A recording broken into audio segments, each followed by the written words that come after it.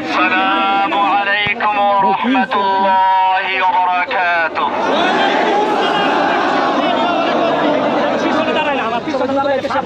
আলহামদুলিল্লাহিল্লাযী নাজ্জানা মিনাল কওমিজ যালিমিন। আল্লাহ সুবহানাহু ওয়া তাআলার মহান দরবারে শুকরিয়া জ্ঞাপন করছি, যিনি আমাকে দীর্ঘ 11 বছর 16 দিন পরে আপনাদের দোয়া এবং আল্লাহর রহমতে মুক্ত বাতাসে আসার তৌফিক এনায়েত করেছেন। এজন্য বলি আলহামদুলিল্লাহ। আপনারা জানেন, কয়েক মাস পূর্বে আমার জামিন হয়েছিল। এখন আমি ভাবছি আল্লাহ সুবহানাহু ওয়া তাআলার রহমত এবং তার যে ইচ্ছা, তিনি যে বান্দাদেরকে ভালোবাসেন তাদের কল্যাণের জন্য সবকিছু করেন। ওই সময় যদি আমি মুক্ত হতাম, সমালোচকরা বলতো সরকার তাকে ছেড়ে দিয়েছে আপোস করার জন্য। বিভিন্ন রকমের সমালোচকরা সমালোচনা করত। আল্লাহ সুবহানাহু ওয়া তাআলা চাইলেন তোমাকে এই সমালোচনার বোঝা নিয়ে বের হওয়া দরকার নেই, ইজ্জতের সঙ্গে বের করো।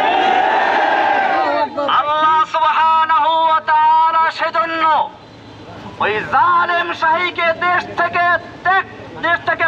ত্যাগ করে দেশ থেকে বের করে দিয়ে আমাদেরকে আল্লাহ রাব্বুল আলামিন ইজ্জতের সঙ্গে বের করেছেন। ভাইরা আমার, আপনারা জানেন ফিরআউন তার জাতিকে বিভিন্ন দলে বিভক্ত করেছিল। কুরআনুল কারীমের সূরা কসস এর প্রথম থেকে 7 আয়াত পর্যন্ত সে বিষয়গুলো রয়েছে।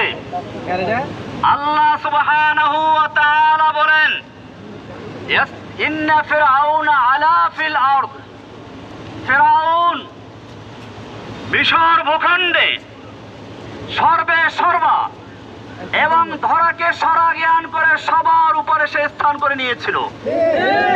তার চেয়ে বড় আর কেউ নেই। ফেরাউনের সঙ্গে আমাদের দেশের ফেরাউনি পূর্ণ মিল রয়েছে। তিনিও বাংলাদেশের ক্ষমতাকে এমন ভাবে কুক্ষিগত করেছিলেন, তার ইশারা ছাড়া একটা কিছু করা সম্ভব হতো না। হাইকোর্ট থেকে আমাকে জামিন দিয়েছিল, শেখ হাসিনার ইঙ্গিতে আমাকে আবার পুনর্বার গ্রেফতার করে জেলে দেওয়া হয়েছিল। হাসিনা, দেখে রাখো, আজকে বাংলাদেশে তুমি নেই, জসিমউদ্দিন রহমানী।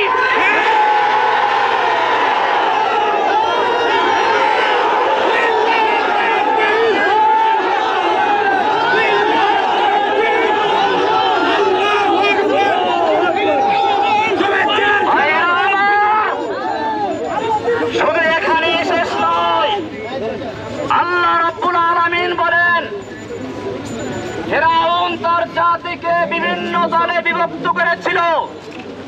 ইস্তাদঈফু তাইফাতাম মিনহুম, তাদের থেকে একটা দলকে সে দুর্বল করে রেখেছিল। ফিরআউন তার দেশের মানুষকে বিভিন্ন দলে বিভক্ত করেছিল। বাংলাদেশের ফিরআউনিও এদেশের মানুষকে স্বাধীনতার পক্ষে বিপক্ষে, স্বাধীনতার চেতনার পক্ষে বিপক্ষে, মুক্তিযুদ্ধের পক্ষে বিপক্ষে, রাজাকার ইত্যাদি বলে এই দেশের জনগণকে বিভক্ত করে রাজত্ব করার চেষ্টা করেছিল। আল্লাহ রাব্বুল আলামিন তার সমস্ত চক্রান্তকে মাকড়সার জালের মতো ছিন্ন করে দিয়ে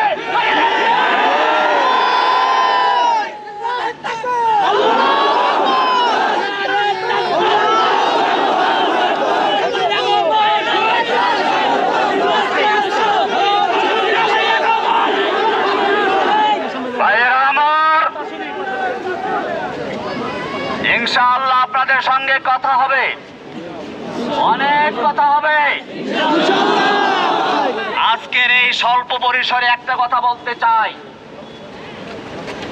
আমি দীর্ঘদিন জেল থেকে বুঝেছি, ইসলামের দুশমনরা দেখে না কে কোন দল করে, তারা সকলেই দেখে কে মুসলমানকে ইসলামের জন্য কথা বলে। এখন আমাদের প্রয়োজন, সবচেয়ে বেশি প্রয়োজন ঐক্যবদ্ধ হওয়া। সেজন্য আপনাদেরকে বলবো, পিছনের দিকে আমাদের যাদের সঙ্গে বিভিন্ন রকমের তিক্ততা ছিল, যারা আমাদের সমালোচনা করেছে, আমরা তাদের সমালোচনার জবাব দেব কাজের মাধ্যমে ইনশাআল্লাহ। সেজন্য মনে রাখবেন, এখন থেকে আমাদের স্লোগান হচ্ছে আব হামারা এক হি কাম ইন্তেকাম ইন্তেকাম। মনে আছে মাশাআল্লাহ? আমাদের একই কাজ হচ্ছে ইন্তেকাম, মানে প্রতিশোধ। এই প্রতিশোধ কিভাবে শুনুন, ভালো করে শুনুন। প্রতিশোধ মানে এই নয়, এটা স্বাভাবিক অর্থে বুঝে আসে। প্রতিশোধের প্রথম কাজ হচ্ছে ক্ষমা। আল্লাহর নবী সাল্লাল্লাহু আলাইহি ওয়াসাল্লাম মক্কা বিজয়ের পরে যখন তিনি বিজয় বেশে মক্কায় দাঁড়ানো, সাহাবায়ে কেরাম 10,000 তরবারি উন্মুক্ত রেখে বসে আছেন, আল্লাহর নবী ইশারায় অপেক্ষা করছেন। আল্লাহর নবী মক্কার কাফেরদেরকে জিজ্ঞেস করলেন, ও মক্কার কাফেরেরা, আজকে তোমরা আমার থেকে কেমন আচরণ আশা করছো?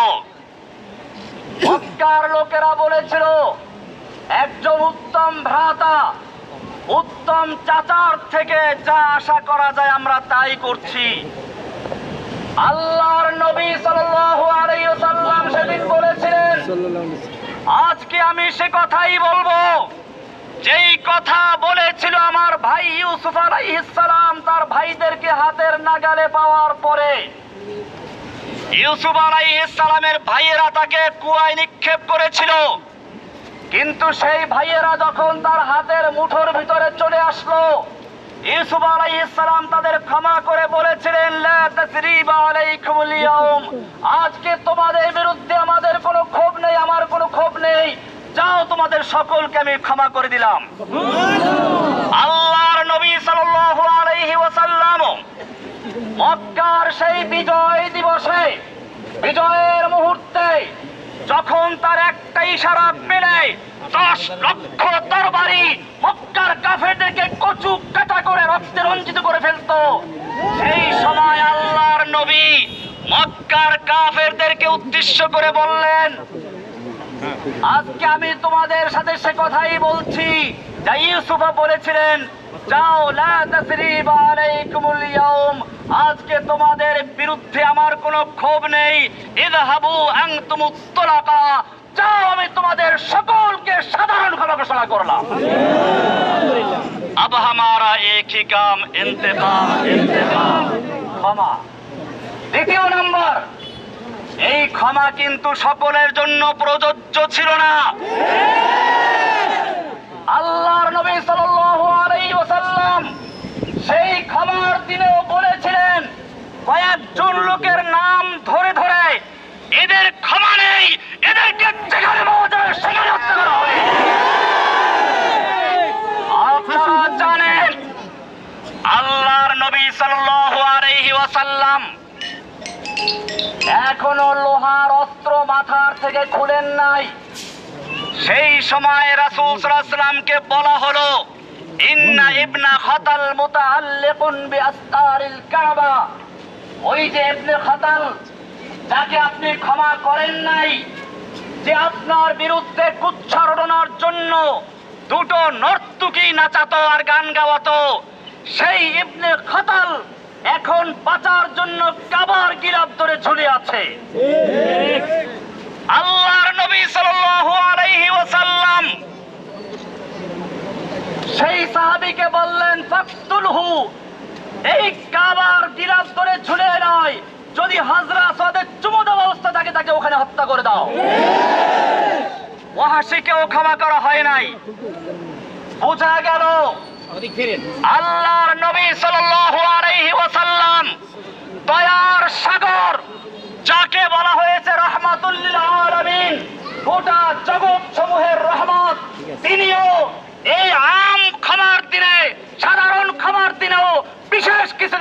ক্ষমা করেন নাই।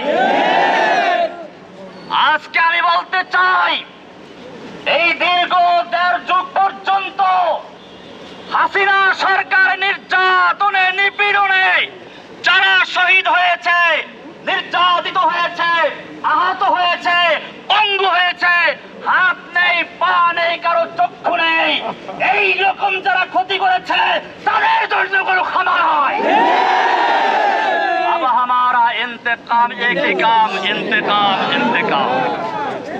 সুতরাং যা হাসিনার নির্দেশে এদেশের মানুষের উপরে হত্যাযজ্ঞ চালিয়েছিল, রক্তের হোলি খেলা চালিয়েছিল, সেই সমস্ত পুলিশ, ছাত্রলীগ, যুবলীগ, যে কোনো লীগ হোক না কেন, তাদের জন্য কোনো ক্ষমা নেই। দ্বিতীয় কর্মসূচি, দ্বিতীয় কাজ হচ্ছে আমাদের এখন দাওয়াতি কাজ করা, ব্যাপকভাবে দাওয়াতি কাজ করা, ব্যাপকভাবে দাওয়াতি কাজ করা, তাওহীদের দাওয়াত। জেনে রাখবেন, কবি ইকবাল বলেছেন, সব গরিবরা হো গিয়া আখের নগমায়ে সরওয়ায়ে খুরশিদ সে, এই চমন মামুর হোগা নগমায়ে তাওহীদ সে। তাওহীদের দাওয়াত আমরা দিতে থাকবো ইনশাআল্লাহ। দাওয়াতের মাধ্যমে আমরা সকল অন্ধকারকে দূর করে আলোর মশাল জ্বালিয়ে বাংলার জমিনে আল্লাহর নবীর মিশন বাস্তবায়ন করব। নবীর মিশন কি ছিল ভালো করে শুনুন।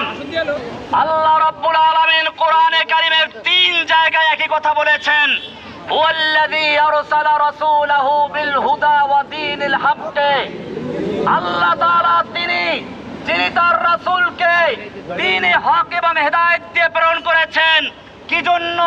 লিইয়ুযহিরাহু আলা দ্বীনি কুল্লিহি, অন্য সকল দ্বীনে বাতিলের উপরে দ্বীনে হককে বিজয়ী করার জন্য। আমাদের এখন কর্মসূচি হচ্ছে আল্লাহর জমিনে আল্লাহর নবীর সেই মিশন বাস্তবায়ন করা, আল্লাহর দ্বীনে হককে সকল দ্বীনে বাতিলের উপরে বিজয়ী করে ইনশাআল্লাহ আমরা ইসলামের পতাকা উত্তোলন করে ছাড়ব। সেই কাজে আপনাদের সঙ্গী পাবো ইনশাআল্লাহ। তৌফিক দান করুন, আমিন। ধৈর্য ধারণ করুন, কোনো বিশৃঙ্খলা না করি। আর এখন কেউ মুসাফা করার চেষ্টা করবেন না।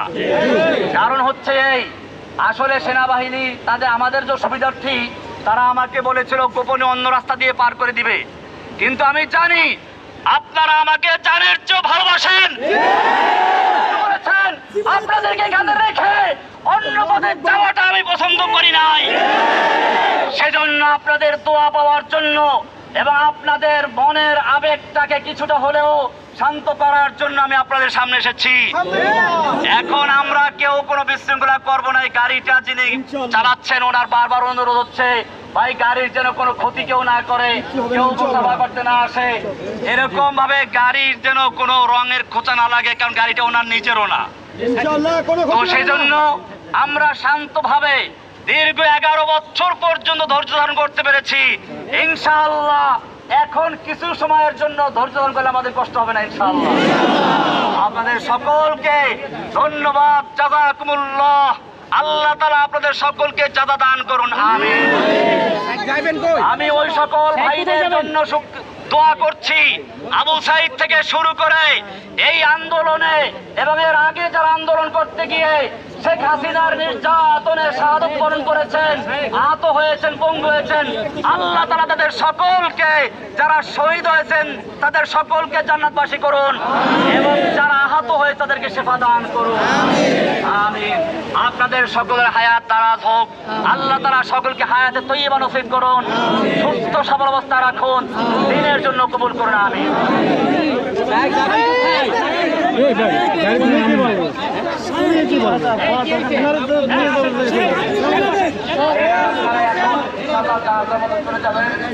আমরা ইনশাআল্লাহ পরবর্তীতে একদিন অতি অল্প সময়ের মধ্যে ইনশাআল্লাহ আপনাদের সঙ্গে আবার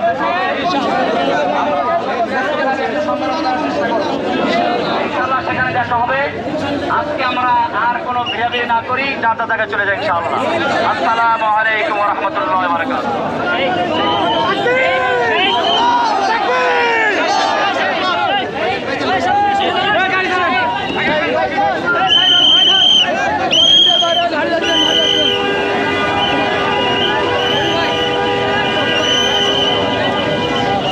কইছে